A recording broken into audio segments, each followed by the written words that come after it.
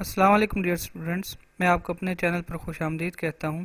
امید ہے آپ لوگ خیریت سے ہوں گے۔ آج ہم اس لیکچر میں ون سائیڈڈ اور ٹو سائیڈڈ ایررز کی ریکٹیفائنگ جنرل انٹریز پاس کریں گے، اس کے بعد سسپینس اکاؤنٹ بنائیں گے اور آخر میں کریکٹ پروفٹ یا لاس کیلکولیٹ کرنے کی کوشش کریں گے۔ ایگزامینیشن پوائنٹ آف ویو سے یہ لیکچر بہت اہم ہے، کیونکہ یونیورسٹی یا بورڈ کے پیپروں میں عام طور پر سسپینس اکاؤنٹ بنانے کے لیے کہا جاتا ہے اور نیٹ پروفٹ کیلکولیٹ کرنے کے لیے کہا جاتا ہے۔ اس لیے ٹاپک کی کمپلیٹ اویئرنیس کے لیے ضروری ہے کہ اسے آخر تک لازمی دیکھیں اور دوستوں کو لازمی شیئر کیجیے۔ آئیے کوسچن دیکھتے ہیں۔ بک کیپر نے 780 روپیز کے بیلنس کو سسپینس اکاؤنٹ میں ٹرانسفر کر دیا، کیونکہ اس کا ٹرائل بیلنس برابر نہیں آ رہا تھا اور اس کی ڈیبٹ سائڈ بڑی تھی۔ اس کے بعد نیکسٹ کمنگ ایئر میں پریویس ایئر کے ڈیٹے کو اس نے دیکھا تو درج ذیل ایررز پائے گئے۔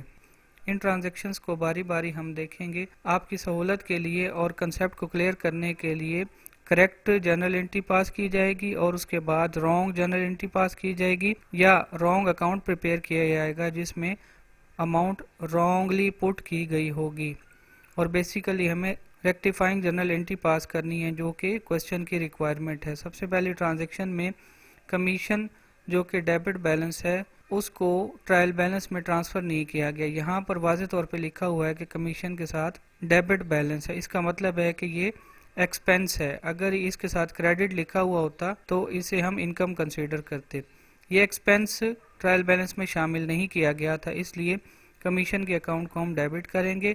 اس کے اگینسٹ ہمارے پاس دوسرا اکاؤنٹ نہیں ہے جس میں کمیشن کی اماؤنٹ ٹرانسفر کریں، تو اس لیے ہم سسپینس کے اکاؤنٹ کو کریڈٹ کریں گے اور اس طرح آپ کا یہ ایرر ریکٹیفائی ہو جائے گی۔ یہ آپ کا ون سائیڈڈ ایرر ہے جس میں ایک اکاؤنٹ آپ کا ڈیبٹ ہو رہا ہے، جبکہ اس کے بعد نیکسٹ ٹرانزیکشن میں فرنیچر سیل کیا گیا ہے پرانا، اسے غلطی سے سیلز کے اکاؤنٹ میں شامل کر دیا گیا۔ جب بھی فرنیچر یا کوئی بھی فکس ایسٹ سیل ہوتا ہے تو اس کی جنرل انٹری ہوتی ہے، کیش کا اکاؤنٹ ڈیبٹ ہوتا ہے اور فرنیچر اکاؤنٹ یہاں پہ کریڈٹ ہوگا، جبکہ رانگ جنرل انٹری میں کیش اکاؤنٹ ڈیبٹ کیا، یعنی رانگلی آپ نے کیش کے اکاؤنٹ کو بھی صحیح ڈیبٹ کر دیا، جبکہ کریڈٹ ہونے والا اکاؤنٹ یہاں پر غلط ہے جو کہ سیلز کا اکاؤنٹ ہے۔ اس طرح ان دونوں جنرل انٹریز کو کمپیئر کریں گے تو سیلز کا اکاؤنٹ غلط کریڈٹ ہوا تھا، اس لیے اس کو کریکٹ کرنے کے لیے ڈیبٹ کر دیں گے، اور فرنیچر کا اکاؤنٹ کریکٹ انٹری میں کریڈٹ ہوا ہی نہیں تھا، اس لیے یہاں پر اس کو کریڈٹ کر دیا جائے گا۔ اس طرح آپ کے اکاؤنٹس ریکٹیفائی ہو جائیں گے۔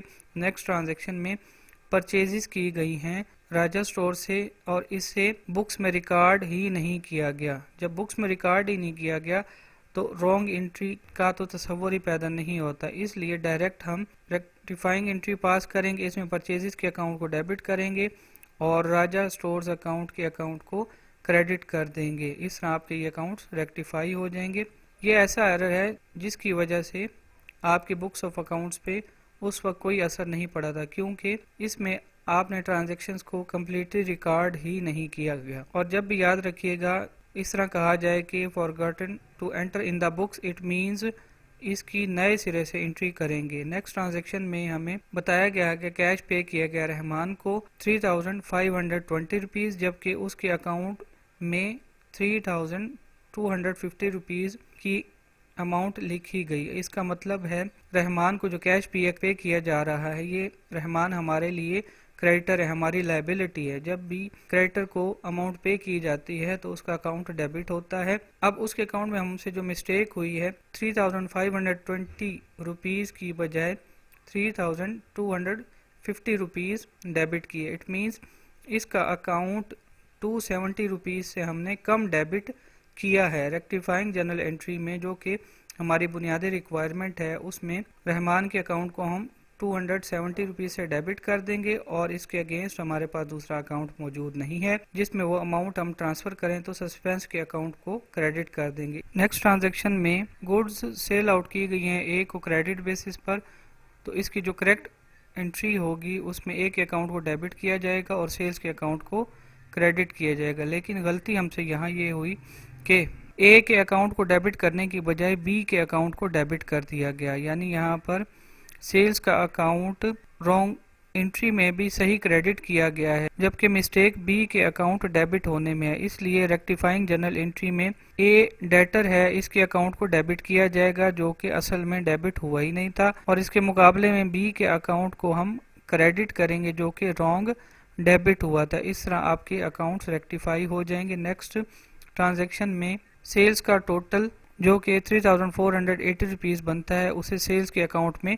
پوسٹ ہی نہیں کیا گیا، یعنی سیلز کے اکاؤنٹ میں پوسٹنگ نہیں کی گئی، اس کا مطلب ہے ڈائریکٹ ریکٹیفائنگ جنرل انٹری پاس کریں گے۔ کیونکہ سیلز بذات خود کریڈٹ ہوتی ہیں، اس لیے سسپینس کے اکاؤنٹ کو ڈیبٹ کیا گیا اور سیلز کے اکاؤنٹ میں اماؤنٹ لکھی نہیں تھی، یعنی سیلز کے اکاؤنٹ کو انڈر اسٹیٹ کیا گیا، انڈر کاسٹ کیا گیا، تو اس لحاظ سے سیلز کا اکاؤنٹ کریڈٹ ہو جائے گا۔ اس طرح آپ کے اکاؤنٹس ریکٹیفائی ہو جائیں گے۔ اب نیکسٹ ہم سسپینس اکاؤنٹ بنانا سیکھتے ہیں۔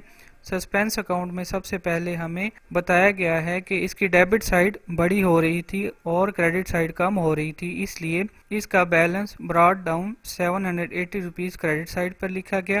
اب آپ کی سہولت کے لیے یہاں پر ان جنرل انٹریز کو شو کیا گیا ہے جن کی بنیاد پر سسپینس اکاؤنٹ کو بنایا جائے گا۔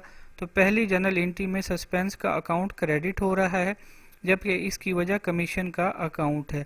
اس کے بعد نیکسٹ ٹرانزیکشن میں سیلز کا اکاؤنٹ ڈیبٹ ہو رہا ہے، فرنیچر کا اکاؤنٹ کریڈٹ ہو رہا ہے، جبکہ اس کے ساتھ نیکسٹ ٹرانزیکشن میں پرچیز کا اکاؤنٹ ڈیبٹ ہو رہا ہے، راجا اسٹور اکاؤنٹ کریڈٹ ہو رہا ہے۔ ان دونوں جنرل انٹریز میں سسپینس کا اکاؤنٹ نہ ڈیبٹ ہوا نہ کریڈٹ ہوا، اس لیے دونوں جنرل انٹریز کی اماؤنٹ نہ سسپینس اکاؤنٹ کی ڈیبٹ سائڈ پہ آئیں گی اور نہ ہی کریڈٹ سائڈ پہ آئیں گی۔ نیکسٹ ٹرانزیکشن میں سسپینس کا اکاؤنٹ 270 روپیز سے کریڈٹ ہوا اور اس کے کریڈٹ ہونے کی وجہ رحمان کا اکاؤنٹ ہے۔ نیکسٹ ٹرانزیکشن میں اے کا اکاؤنٹ ڈیبٹ ہوا اور بی کا اکاؤنٹ کریڈٹ ہوا۔ یہاں پر بھی دیکھیے نہ سسپینس اکاؤنٹ ڈیبٹ ہوا نہ ہی کریڈٹ ہوا، اس لیے یہ اماؤنٹ نہ یہ ڈیبٹ سائڈ پر آئے گی سسپینس کے اکاؤنٹ کے اور نہ ہی کریڈٹ سائڈ پہ آئے گی سسپینس کے اکاؤنٹ کے۔ اب آخر میں لاسٹ ٹرانزیکشن میں سسپینس کا اکاؤنٹ ڈیبٹ ہو رہا ہے 3480 روپیز سے اور اس کے ڈیبٹ ہونے کی وجہ سیلز کا اکاؤنٹ ہے۔ ٹرانزیکشنز یہاں پر کمپلیٹ ہو چکی ہیں۔ اب ہم یہاں پر دونوں سائڈوں کا ٹوٹل کریں گے، تو یہ ٹوٹل ہمیشہ اس صورت میں برابر آنا چاہیے۔ اگر یہ ٹوٹل برابر نہیں آتا اٹ مینس کہیں نہ کہیں انٹری کرنے میں یا پوسٹنگ میں کہیں آپ نے مسٹیک کی ہے۔ اب ہم نیکسٹ بڑھتے ہیں کوسچن کے نیکسٹ پارٹ کی جانب، جس میں ایکوریٹ پروفٹ یا لاس فائنڈ کرنا ہے۔ اس کے لیے بیسک رولز ہم دیکھ لیتے ہیں۔ جب بھی کوئی ایکسپنس ڈیبٹ ہوگا ریکٹیفائنگ جنرل انٹری میں تو اس کی وجہ سے آپ کا پروفٹ کم ہو جائے گا۔ اس کے مقابلے میں جب بھی آپ کا کوئی بھی ایکسپنس کریڈٹ ہوگا ریکٹیفائنگ جنرل انٹری میں تو اس کی وجہ سے آپ کا پروفٹ بڑھ جائے گا۔ اس کے مقابلے میں انکم اگر ڈیبٹ ہوتی ہے ریکٹیفائنگ جنرل انٹری میں تو اس سے بھی آپ کا پروفٹ کم ہوگا، اور ریکٹیفائنگ جنرل انٹری میں جب انکم کا اکاؤنٹ کریڈٹ ہوگا تو اس کی وجہ سے پروفٹ بڑھ جائے گا، اگر لاس ہے تو وہ کم ہو جائے گا۔ اب ہم اس کی بنیاد پر سمپل سا فارمیٹ بناتے ہیں۔